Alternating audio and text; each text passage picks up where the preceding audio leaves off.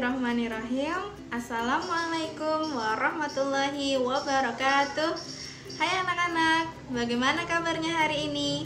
Semoga Allah masih menjaga kesehatan kita semua ya. Bertemu kembali bersama dengan Bu Sus di semester 2 ini. Kita mau belajar apa sih hari ini? Yuk kita lihat. Baiklah anak-anak, kita hari ini akan belajar tentang zakat. Zakat dalam segi istilah adalah harta tertentu yang wajib dikeluarkan oleh orang yang beragama Islam dan diberikan kepada golongan yang berhak menerimanya, misalnya fakir miskin dan sebagainya, dan wajib dikeluarkan bagi yang berakal, baligh, dan merdeka. Zakat dari segi bahasa berarti bersih, suci, subur, berkah, dan berkembang. Menurut ketentuan yang telah ditetapkan oleh syariat Islam, zakat merupakan rukun keempat dari rukun Islam.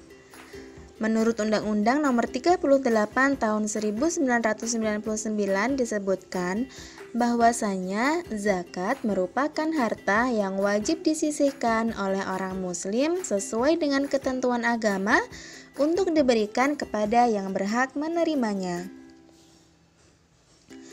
Dalil-dalil berzakat. Yang pertama, Al-Quran. Di bawah ini adalah salah satu contoh dalil Al-Quran sehubungan dengan kewajiban zakat. Dalam Quran Surat Al-Baqarah ayat 43 yang artinya, dan dirikanlah sholat, tunaikanlah zakat, dan rukuklah beserta orang-orang yang ruku. Kemudian ada hadis, ini salah satu contoh hadis yang diriwayatkan oleh Imam Bukhari tentang zakat, yang artinya dari Ibnu Umar radhiyallahu an berkata, Rasulullah shallallahu alaihi wasallam bersabda, pokok-pokok iman ada 5 perkara, yakni persaksian bahwa tidak ada Tuhan yang berhak disembah melainkan Allah dan Muhammad adalah utusan Allah, mendirikan salat, membayar zakat, menunaikan ibadah haji, dan puasa bulan Ramadan. Hukum zakat. Zakat merupakan salah satu rukun Islam dan menjadi salah satu unsur pokok bagi tegaknya syariat Islam. Oleh sebab itu, hukum zakat adalah wajib atau fardu atas setiap muslim yang telah memenuhi syarat-syarat tertentu. Jenis zakat.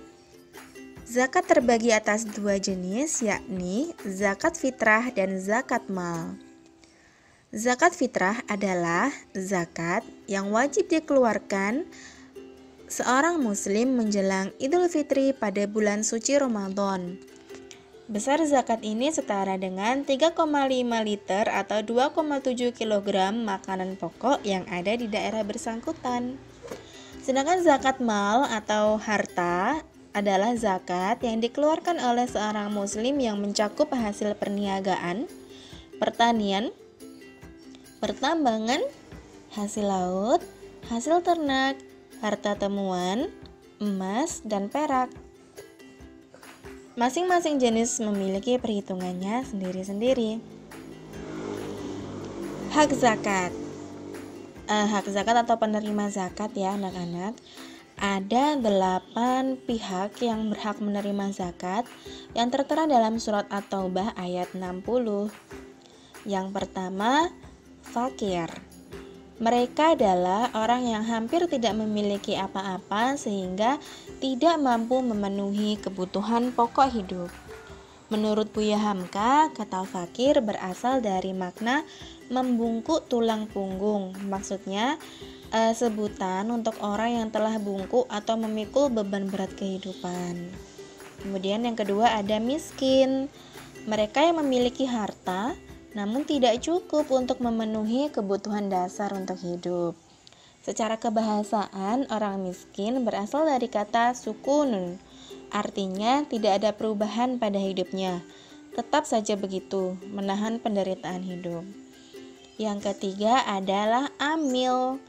Mereka adalah orang yang mengumpulkan dan membagikan zakat. Tentu saja dalam memungut zakat ini ada para petugas yang mengambilnya. mereka juga berhak terhadap zakat. Namun begitu, Buya Hamka memberi catatan bahwa jika si pengurus atau pegawai mengambil sebagian hartanya yang telah dipungut untuk dirinya sendiri, ini dijatuhkan kepada korupsi. Karenanya menurut beliau boleh saja mengadakan kepanitiaan dalam rangka pemungutan zakat. Kemudian mu'alaf. Ini poin yang keempat, mu'alaf.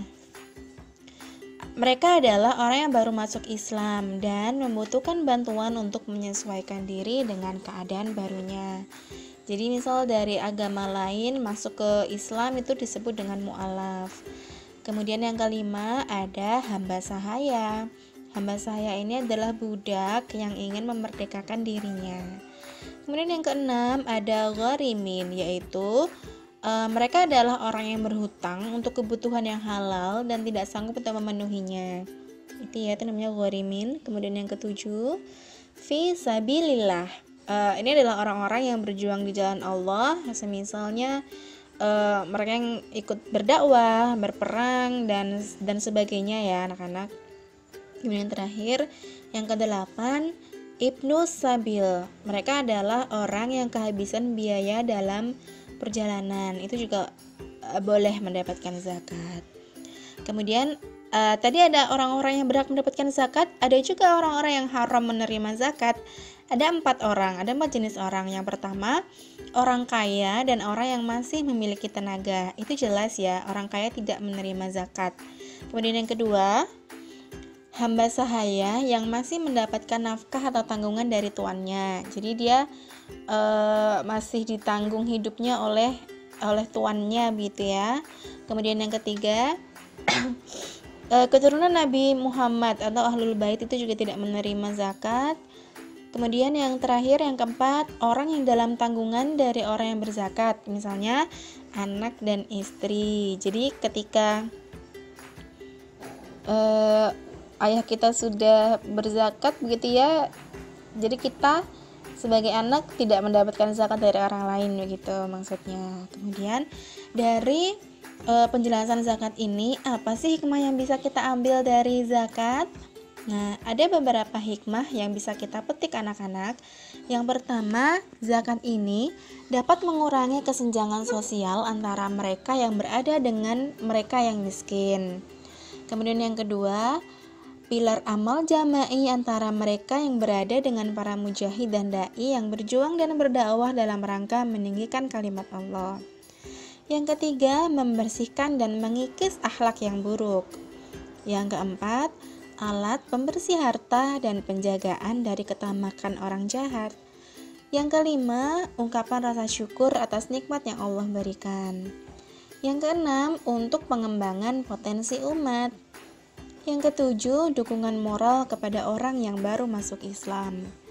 Nah, itu tadi penjelasan singkat ya tentang zakat anak-anak. Ini baru zakat yang secara umum begitu ya. Kalau untuk zakat mal, perhitungannya akan lebih rinci lagi begitu anak-anak dan tidak akan Bu Guru jelaskan pada hari ini. Begitu mungkin next kesempatan begitu ya. Cukup di sini materi hari ini. Nah, itu tadi pelajaran kita hari ini. Semoga anak-anak bisa mengambil pelajarannya ya. Insya Allah ketemu dengan Bu Guru lagi pekan depan. Tetap patuhi protokol kesehatan, cuci tangan dengan sabun, selalu memakai masker, menjaga jarak, kemudian menjauhi kerumunan dan membatasi mobilitas. See you next week. Wassalamualaikum warahmatullahi wabarakatuh.